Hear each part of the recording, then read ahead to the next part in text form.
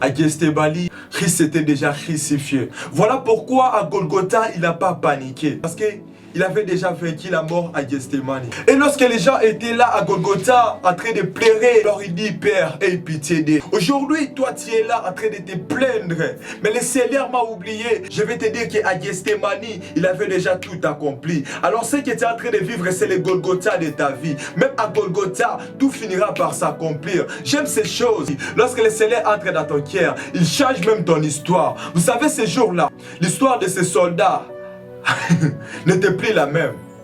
Parce qu'avant ces jours, on n'avait jamais parlé de lui dans la Bible. On l'avait jamais connu. Mais ces jours-là, lorsqu'il a rencontré le Christ, son nom est entré dans la Bible.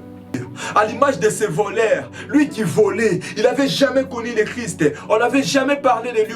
Lorsqu'il a rencontré Jésus, je prie que toi qui me suis, que par cette vidéo, que ta vie change. Vous savez, Judas, il avait partagé la table du Seigneur. Il était là, il avait vu tous les miracles de Jésus.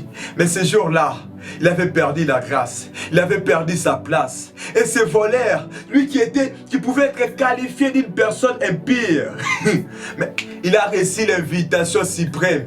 Il a reçu l'invitation, bien aimé. En ce lieu, c'est le Seigneur qui t'invite à prendre part à sa table.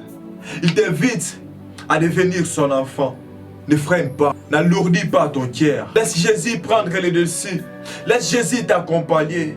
Laisse-lui qui devienne ton maître et qu'il transforme ta vie, qu'il change ton histoire.